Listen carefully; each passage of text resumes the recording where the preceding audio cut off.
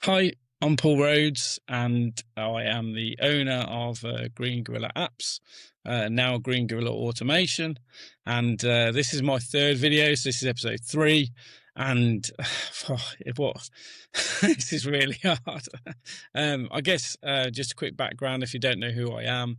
Why would you? So I've been in tech since 1997. I've seen a raft of changes across the industry. I've got a software development company, so we build like large enterprise scale bespoke software development, like the complex stuff. And I've ran Green Gorilla Apps for 14 years this year. So we started in 2012. And I do this kind of like, it was intended to be a weekly video. But the reality is, I think I've recorded one every 2 weeks, which isn't great. So a bit of housekeeping.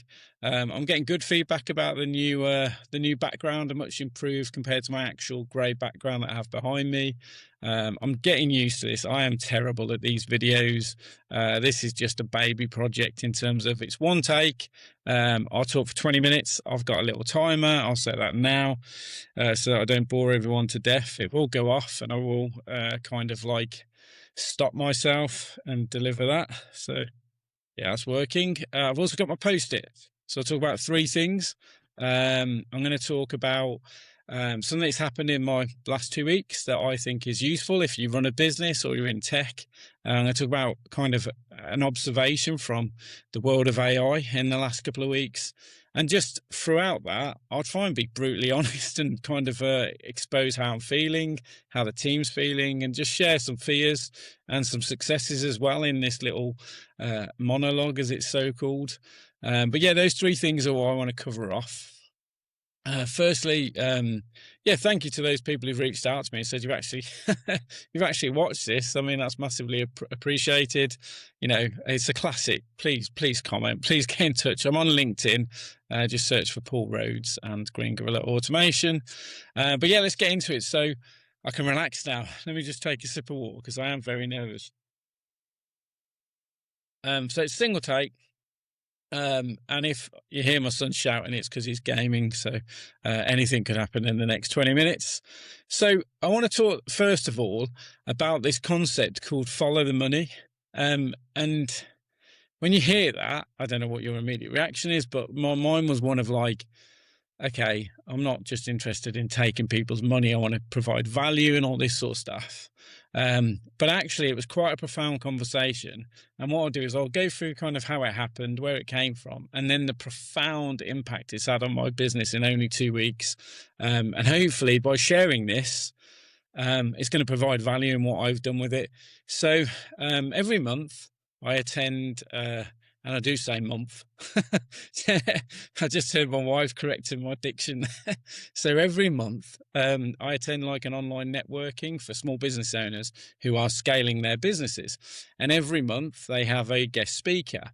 And the last one that I attended, I do like a 5-minute, just an AI pulse it's called, in terms of what's happening. I think in that one, I spoke about whisper flow.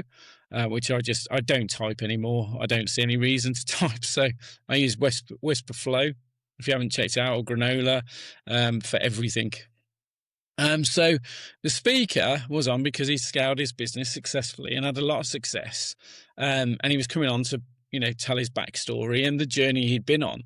And when it got to questions, obviously everybody was very wowed, which 100% is a really amazing story, and asked a lot of complimentary questions. So I thought I'd come in with the usual thing of, sounds great, but there must have been some challenges along the way. There must have been, everything kind of gone great. So, and what he opened up about was this concept called follow the money.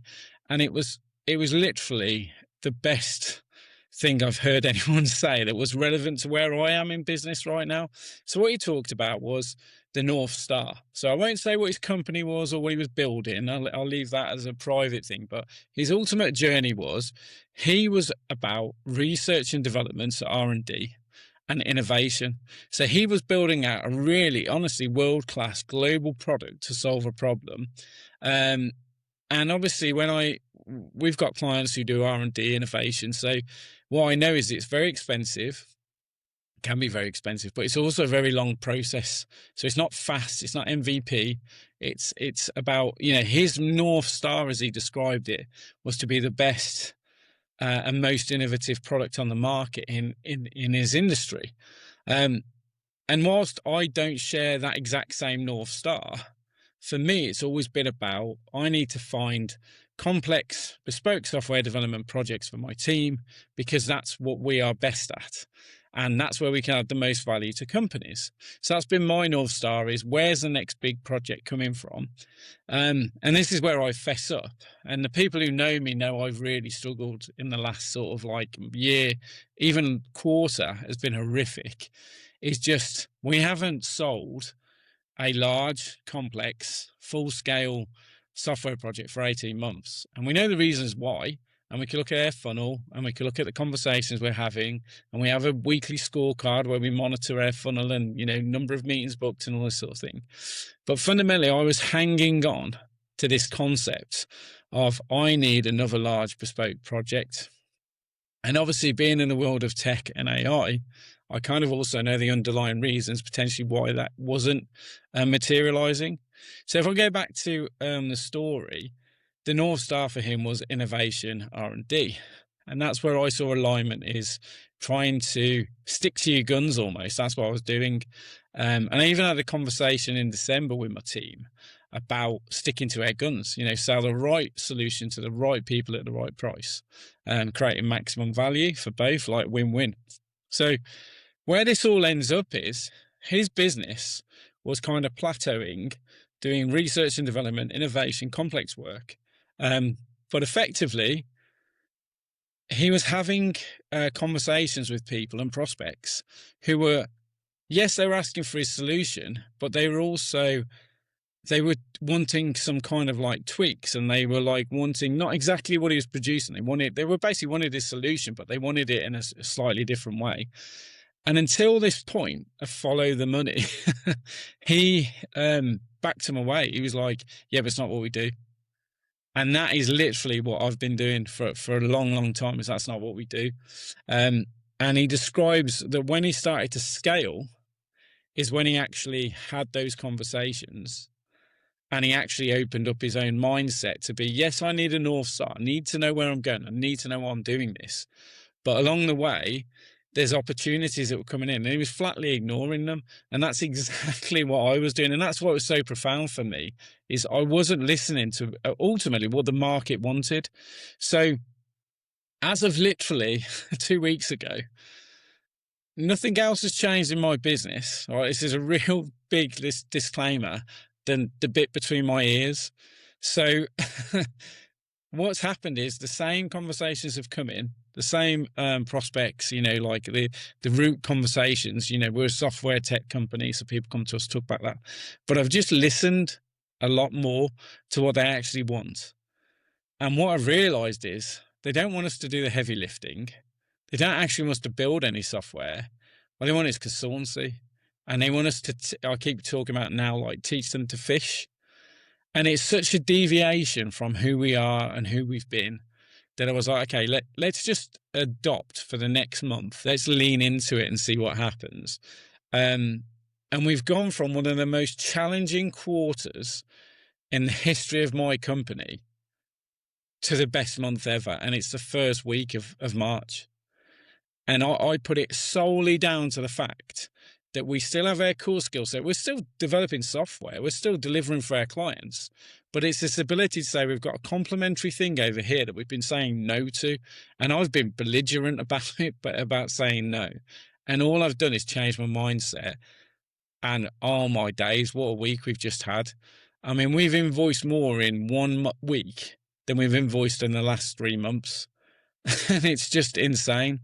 So the second part of it is, the first one was, I wanted to get across, like, okay, what's been going on in my world is this follow the money concept.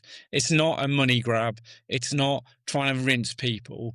It's working out every business, every talented bunch of people have a skill set and an experience that can help someone else navigate through a challenge.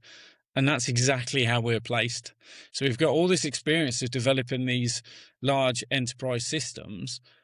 And then all of a sudden, on my days, we could use it. We knew we could do consultancy, but I was saying no, if that makes sense. So I'll wrap up that bit on the North Star, and I'll talk about the next bit, which happened, which is the reason I believe that we had the success we've had. Is I'm hoping that most of you watching will be familiar with a guy called Alex Hormozi. So, I mean, he's just unreal in terms of like his growth and his journey, and his North Star is to help people get to 10 million and go for acquisition.com and everything. So if you don't know who Alex Hormozi is, please go and check him out. I'm not going to do him any service by trying to explain it, but he's got a solution, he's got an offer called $100 million offers. And I'll get it wrong, I'll get this wrong, but it's you craft an offer so good that people feel stupid for saying no. So I took the conversations we were having and I let it all kind of fester in my head. I've actually been going for walks every day to kind of process it. So now I as a habit, I go for an hour walk first thing in the morning, rain or shine, not rain in the UK, and I think about the challenge in front of me. And what I've done is I've thought for the last week just about this concept of follow the money. What does it mean to me? How do I change my current state to get to my desired state? And it became obvious that we need to lean into the consultancy piece. So we're helping businesses with their transformations. We're teaching them to fish. Okay, we could go out to market and just say we're doing this, or we could create what Alex Hormozi calls a grand slam offer. So he also advocates, which I've been a massive fan of, when I did the Chimp Paradox, I did the same thing. So I actually buy the book and I buy the audio book and I sit there because I'm simple and I have the headphones on and it helps me to kind of go through it. So I've got like the book, it's in my bedroom, it's by my bed, but it's like full of highlighter and I've just been going through and understanding. I don't want to just go to AI and say, do this for me. That would be stupid. I want to understand what it is I'm trying to do. So through a combination of talking to my phone on a walk, understanding I need to lean into follow the money concept, understanding I need to create a grand slam offer, I've now got a grand slam offer and it's changed everything. And that's the reason we've had such success, is because we've packaged it in a way that makes total sense. It's literally a no-brainer. So we're sat in front of companies and we're explaining from our conversations that, we understand you've got this problem and you're looking for this solution, and here's how we would approach it. So it's 100% value exchange. That's all we're trying to do, is maximize the value that we can deliver. And that's what I love about the Grand Slam offer. So that was kind of point 2, was sometimes in business, we come across these ideas and it gets us really, I talk about fizzing and popping when I'm, it's so stupid, but when I've done a walk, in terms of my ideas are like going left, right and center. But it's a very different thing to execute. And that's actually the key message. Is you could spend forever thinking about your strategy. You could spend forever planning your strategy, but it takes something else to execute it. And so in 2 weeks, this isn't a brag, this isn't what it's intended to do, but it's to say, I've picked up a concept. I've thought about it every single day, not every waking hour, but every single day for 1 hour while I've walked, and gone, this is the bit between my teeth to solve for my business. This is my one constraint. I've been hanging on to this and I want to go in this direction, but that is still my North Star. And this is why it's so powerful. I haven't let go of my North Star, but what's actually happened is, in the same week, we've now got conversations around building software. And I don't know whether that's woo-woo or whatever it might be, or the universe, whatever you want to call it. But isn't it funny that I've stopped being so desperate about this one thing that I need to get it? I'll focus on something else. And we've got, 2 or 3 really good conversations that if one of them drops, it'll be the first kind of big thing we've done for 18 months other than our existing clients. So that was point number 2, is check out Alex Hormozi. Check out, it's called $100 million offers. That's how I've implemented it, from a mindset change to the execution. And that's how I've packaged it up. And then I'm rolling that out now. And I'm focused on digital marketing agencies and computer software companies, like where they've got a large number of developers. I've actually developed 2 offers this week. So I've got one for tech teams, and I've got one for digital marketing agencies. So that's the second thing. And the third thing, as I've mentioned in the past, is I also do a podcast. It's very easy because it's audio only, even though I've not got a very good voice. And I do it with a good friend of mine, Sean Sale. And we talk about tech a bit like this, but it's not in front of a camera. I don't have to do a bit. It's Sean takes over at points, whereas here I'm talking for like 24 minutes.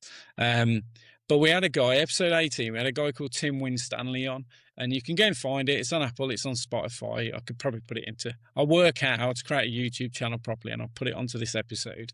But he talked about his journey for the last like 40 years from being a kind of a electronics engineer to a developer, to a managed service provider, business owner, IT technician, and back to development because of AI now, because of what's happening and the speed of change. And what we all agreed on is coding, the act of coding is commoditized now. Like knowing a syntax, knowing a language, it's really important for the architecture of the solution, but the act of coding with what AI can do now is kind of dead almost. Like there's no reason that you should be coding in 2026. It's, we talked about Spotify, have come out and said that they haven't written a line of code since December 2025. And when I put that in front of my team, they were like, well, we haven't either. So it's like, okay, so if we know the act of coding, let's call it the grunt work, the thing we used to pride ourselves on is now commoditized. So what do we do? And what's really good about Tim's episode that I like is he talks about, well, it's the experience. It's knowing how to build something. It's knowing the pitfalls that you're going to face, because AI works wonderfully when you ask it the right questions and you have experience. You put me in front of it and somebody else in front of it to solve a mechanical problem, they'll get a very different answer to me trying to fix something under the hood of my car. So it's like AI, we've talked about for a long time, is about the hammer. You give the hammer to a carpenter and a novice, you'll get a very different result. The novice can theoretically still build a chair, but the carpenter with 40 years experience will produce a very different chair. So not to label the point, but it was almost to say that was really important for me, was to get, and it was good to hear as well that Tim's had his own existential crisis. Like we've talked about this loads, but Sean's had it. Everyone in my team's had it. The self-doubt, the fear, the kind of job satisfaction queries that go through. And then what we've been doing, this is a really important point actually, is when we work with teams, and they can be technical teams or non-technical, but when we work with businesses and we're looking at AI adoption and transformation, trying to fix like a big bottleneck in their business, a lot of the consultancy, it's hearts and minds. I mean, I'm not a psychology major. I actually don't know even how my own brain works, let alone someone else's. But what I know is I know the fear that they're going to face, and I know the pains and the self-doubt and everything else they're going to go through, as well as the excitement and the opportunity and the art of the possible. It's just insane what you can do now. So from my perspective, it's really just to say it was so good in the last 2 weeks to talk to people like Tim and to hear that he's now building faster and more quality code than ever before. So he's almost gone full circle back to almost being a developer. And that's like counterintuitive, because when you're told you're a business owner, you need to be off the tools, if that makes sense. Like I've had these kind of questions all throughout my business owner career where it's like on the tools, off the tools, that's why you pay somebody to do the tools and all this sort of thing.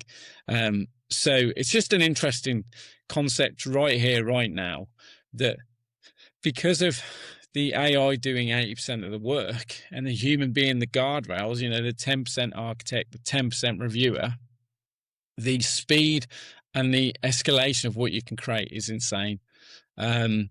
And that's true of any business. And that's why we're teaching people how to fish, because we realize if we're always one step ahead, the technology they're using today won't be what they're using in 6 months. And this is the other key factor. The way that we're developing now is not how we were developing even 6 months ago. It's not how we were developing 6 months before that. So there's almost like this relentless speed of change that everyone's having to face. And it's almost like anybody out there who claims that they've got it all sussed is basically, in my opinion, lying, because it's impossible. It's too broad a subject. There's too many implications. I think the founders of the actual, OpenAI, Google, I've watched countless interviews with these guys, the CEOs, and they don't know where it's going. Or if they do, they're definitely keeping it private, because when asked the direct question of like, what's happening, where's it going, it's just nobody's committing to anything. And I think, you can lean back on Moore's law, jumps into my head around, processing power of computers doubles every year or every 10 years, whatever the thing is. This AI, I think, is quadrupling. It feels like every hour. I mean, since I started this, Open Claude has been renamed, the stories there. I mean, Ollie sent me something, a guy who works for me, a developer, sent me something where somebody had built one of these open claws, and it had gone on to Upwork, pitched for some work, won the work, and delivered it back in 20 minutes. I think it was a £4,000 piece of work. And it's like, even if there's hyperbole and like exaggeration in that story, it's still incredible because you can see it's completely possible. So, but my intention with this is just 20 minutes. I think my time is broke, so I'm going to wrap up. It's one take. I'm going to try and do it every 2 weeks as a minimum. Thank you so much for watching. I hope there's been some insight in there. Remember, follow the money. Oh, there we go. Perfect. Follow the money. Grand Slam offers are a great way to attract your audience. And yeah, dev's commoditized, but the experience isn't. So have a great rest of the week. Have a great weekend. And I'll be back very, very soon. Cheers. Thank you.